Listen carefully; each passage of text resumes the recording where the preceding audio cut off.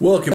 Thanks for tuning in to another ComixRX. I am, of course, MD Reese, and I'm here to diagnose what I see as wrong in comics and prescribe solutions. Today I'm going to be reviewing a mini-series, Batman and the Signal, that I actually liked quite a bit.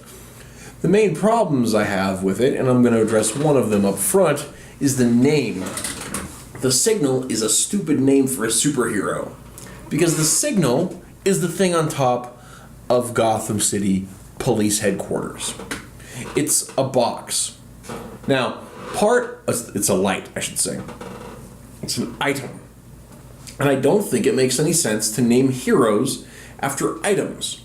Now, one of the situations is that Duke Thomas, who becomes the Signal, gains these light powers as a result of the events of Dark Knight's Metal. I don't really know exactly how that happened, so I'm just gonna have to take it on faith. But that's an interesting concept. And one of the hooks in the book is that Duke has become the the Batman of the day is the bit, right? But the Signal, the item, only works at night, even though it's a light. So it doesn't really make sense when you really break it down. Now the other thing about it is it's just not a compelling name, I don't feel. And I just think it sounds contrived. It sounds forced. Naming a superhero is something that's pretty important. And I think that they flubbed right out the gate by calling him something stupid. I would have much rather them pull something out of mythology like Hyperion or Balder or anything than just call him the Signal. Pardon me, I've got an itchy nose. Anyhow. Goodness sakes. So, first thing I'm going to talk about is the first issue, and we'll go ahead and kind of go through some of the stuff on the story, and I'll break down a couple of my other points on here. And so this is the first thing, and if you'll give me a second here. Okay. Ridiculous. Apologize, everybody. I had a moment. I might try to edit that out. We'll see how it goes. My editing software kind of sucks. I'm trying to learn new ones, but I'm not very good at stuff. So we'll just see how it works. Anyway, so the first issue begins with the Signal talking about introducing himself to the rest of the Bat family and how he feels kind of like he doesn't belong. But the biggest part of why he doesn't belong is because he has superpowers while the rest of them do not. And he's not sure how that's going to work in the whole deal. But he's dedicated to try. He's been trained by Batman, he's learned how to detect, and now he's gotten these powers, and he's given a beat. So, here he is doing his thing. So, another interesting aspect about this, the storyline is also called Gotham by Day. So, it's kind of a fun title. So, it begins with he is going through and jumps right into the action, and he's fighting with this superpower character called Null, who has the ability to nullify some of his light-based powers. And that becomes a playing factor in the first issue. The first issue is mostly action. It runs through the whole thing, he's fighting with Null, it's not going so well. Finally, he resorts to pure physical violence and gets the better of him. We're also introduced to his cop friend with one arm. Let me see if I can remember her name.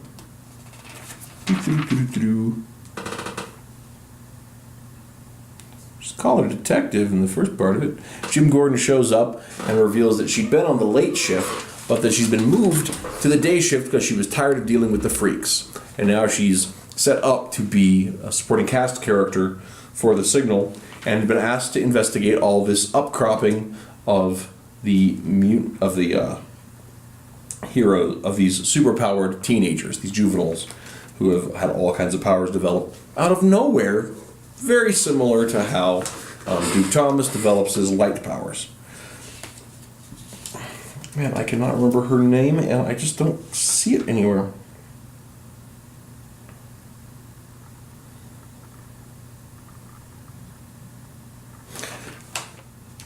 There also is a very cringy line indicating the necessity for this book. That's here.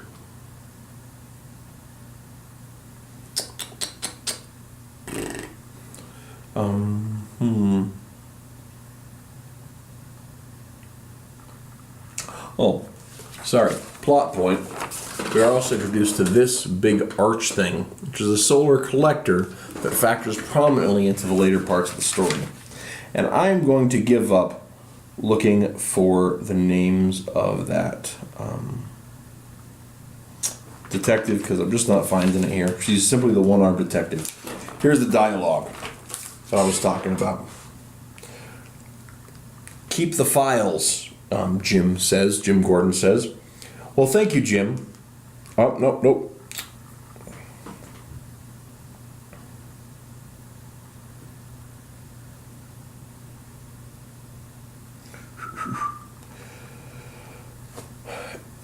Keep the files. We're going to miss you on nights. Thank you, Jim. It's called the Sun. Not sure what that means. Well, Jim replies, it needs a damn bat. See you around, detective. So the sunlight needs a bat.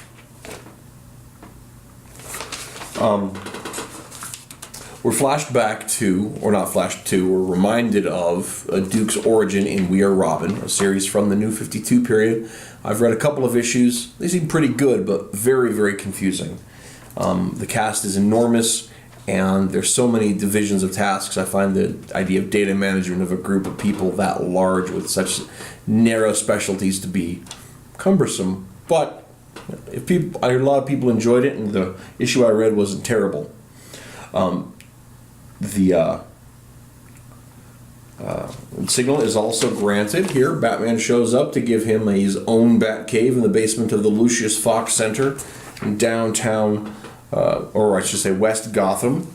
It's called the Hatch, which, Tim didn't get his own hatch. Dick didn't get his own hatch. And what's up with all that? But what the signal decides to do is investigate why all of these superpowered teenagers we were talking about earlier are suddenly developing powers. So several of them have been taken to juvenile detention, and so he uses his light-based powers to sneak past security and face up against them, and suddenly he is attacked. That's where issue 1 ends, is with this attack. Issue 2 picks up, here is the cover for issue 2, very fun cover. Interesting little thing is he's got these nightstick axe things as a weapon. It's got fun visually. Probably be used like Eskimo sticks or however you say that. Anyway, issue 2 begins very interestingly with a delve into Duke Thomas's past. And we meet his mother and his father. And his father had been a construction worker who was working during a building buildings downtown Gotham during a strike. And he was a scab, a non-union worker who was coming in, and they were working night shifts to avoid the picket lines, right? And but there was a great big deal, and he lost his job. But that the dedication to the work that his father had shown him was a big motivator for Duke Thomas. And here's a really interesting thing. We see that Duke Thomas had come from a place where he had a fairly supportive family life, right? Which is something that we also see in the other Bat characters, largely, right? Dick had a very supportive family life before his parents' murder. Jason did not. Tim had a decent family life. I mean, his mom, and of course, I'm not sure how things have changed in the Rebirth or how they were in the New 52, but in the original post-crisis New Earth, Tim's had a pretty good relationship with his parents. They were always often gone, and he was left to many of his own devices. He kind of bounced between boarding school to boarding school. It was kind of a handful, but things were pleasant. And after his father recovered from his medical conditions, the Jack Drake relationship with Tim was always a really good one. That was just really fun. So it's fun to see that Duke Thomas has a good relationship with his parents. That's setting that up in a fun way. Now, we later find out that didn't last or stick around, but hang with me. So we're back here, and we're seeing Duke fighting against these superpowered teenagers and trying to use his light-based powers to see their weak spots. Now, here is the interesting thing about his powers. He's able to see where light was, so he can replay the past, right? He can project where light's going to be and project the future for time based on that light. He's able to hide himself with light by wrapping light around him. We're going to see that in a little bit. It's actually a really fun page. But between all of these powers, they don't seem to be working, and the more he's around these superheroes, the more powerful they are becoming. And then all of a sudden, we're introduced to the man in black, right? And everybody gets all doll-faced, blanked eyes, and the whole works. And Duke doesn't understand, but he sneaks out the back and he's gone, right? And here's this fun page. Here. East Narrows. He's right. All of us, these people are walking along the street like there's nothing. And all of a sudden, clouds and smoke show up out of nowhere. Things are getting blown around. No one sees it. And they zip along through an invisible door, and Duke shows up in the hatch. He's able to bend light around him and be invisible in the daytime. That's pretty fun. Well, he's still baffled about all of this kind of stuff, and so he ends up deciding he's going to go to the morgue and check out some of the bodies of these other people with powers. And one of the things I think I neglected to mention is that all of these people throughout Gotham City, these teenagers, are showing up with superpowers, and some of them are dying from the drastic changes to their bodies so quickly. So here we see the one-armed cop. Oh, hang on. The one-armed cop who is looking at and getting ready to take a sample of it. And then all of a sudden, Duke materializes and freaks her out, right? And they have a conversation about it. And she says, I just took the sample, I'm going to take it into the lab. Duke says, hey, I've got super light-seeing powers, let me take a look at it. And he spots little flecks of metal in all of the tissue samples, right? And it turns out that metal, and Duke can tell this because of the way his powers work, that it's nth metal. The metal from Hawkman's wings, the metal that is the foundation of a lot of the stuff in Dark Knight's metal, and the idea that it has reality warping powers as well. And they're trying to figure out why this nth metal dust that people seem to have ingested is creating powers in folks. And then Duke, using his special sight, looks out to the solar collector and sees that it's broadcasting at the same wavelength as the nth metal is reacting to. So he believes, he's going through all of his stuff, he's going through clues that his life started changing when Batman noticed him, and that Batman is a forward thinker, and he must have been set up. And even the Joker knew, or whoever it was, maybe it's the Batman who laughs, I'm not sure, said the clown hinted at it. So I don't know if that's part of Dark Knight's metal or whatever, but he thinks he's been played for a chump. So he runs to the Batcave to confront Bruce Wayne about how he's been used and not in a fair way. And while they're talking, the signal on the Batcomputers is boosted by this guy who claims to know something. So, and who tells him, basically says, you've got to join me. My name is Nomen. I'm the Eternal Light, and I'm going to create a generation of powerful people that are all being my servants, and all hell breaks loose, and that's the end of issue 2. Issue 3, and I'm going to really blitz through this one here. All hell's breaking loose here. It's just a whole big fight. The whole Bat family's called out to the Narrows, which I'd like to take a moment to say that I think it's weird that we even have the Narrows. They first showed up in Gotham City as part of Batman Begins, I believe. And I really think it's strange to add them in. It's a fun sounding name, but the Nolan Gotham is so not the Gothic Gotham from that was so well defined in the 90s in Batman that I really think it's strange to have reverted away from some of those Anton Furst designed buildings.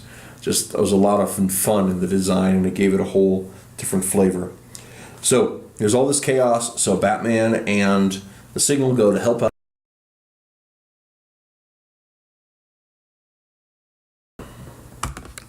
And I just got noticed that my phone battery my computer battery is trying to die. So give me just a second. Internet, patience, plug in. Thought I had enough battery for this, but I was wrong, so hang on.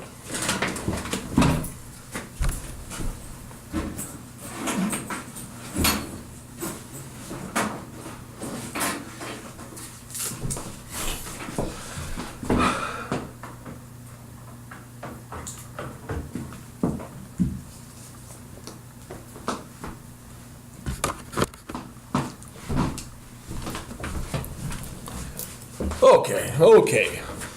Sorry, guys, about that. So anyway, so they are going to face down Noman, and Duke sees that everything is coming from the 8th metal here that has been worked into the solar collector. But apparently somebody had got it in there, and the Wayne Foundation had contracted the 8th metal in the solar collector to be built here in the Narrows, to try to create an energy source for the people, to be cheap housing. And they realize that something's going on, right? We're also reintroduced here to Duke's cousin, who's his guardian, and the reason that Duke's cousin is his guardian instead of his parents, we're going to actually address here in a little bit. So Batman is being raced around town.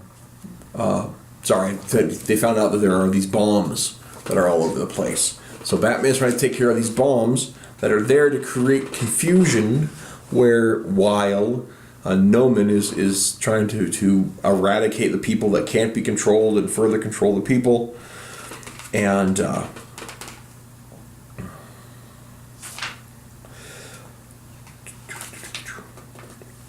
meanwhile, the Signal and the cop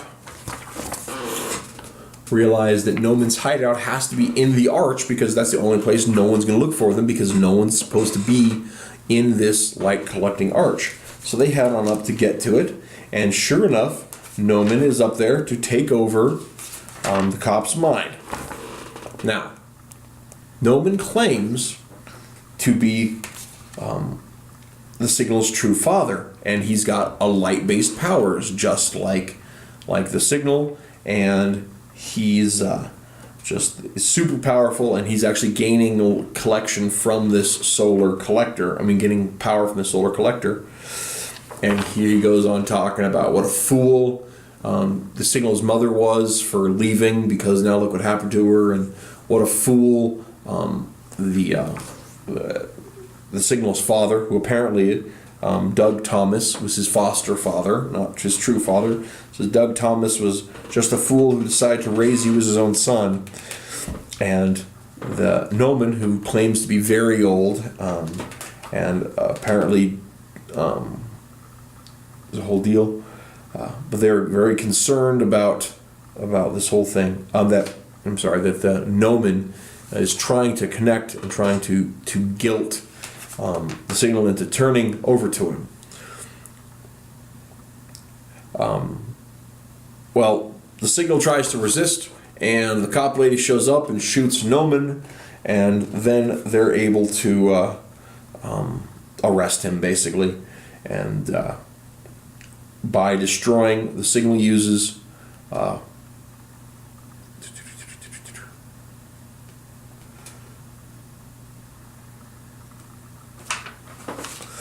he destroys the solar collecting battery, and thereby disrupting Noman's control of the people of Gotham City, because he was controlling them through the solar light. It's part of his thing.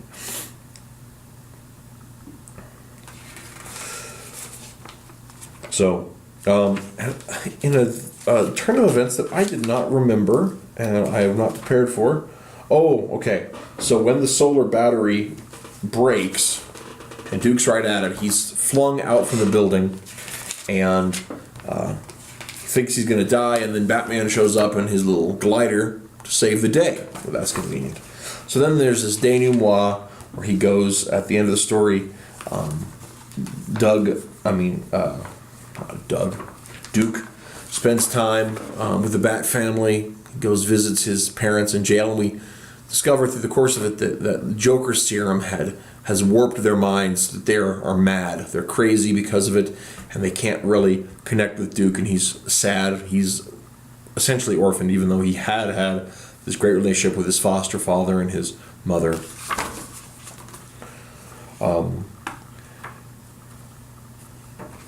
And also during the explosion, it appears that Noman has escaped as a possible sidekick or a future enemy, and that we see the Signal accepting his position to be the Batman of the day.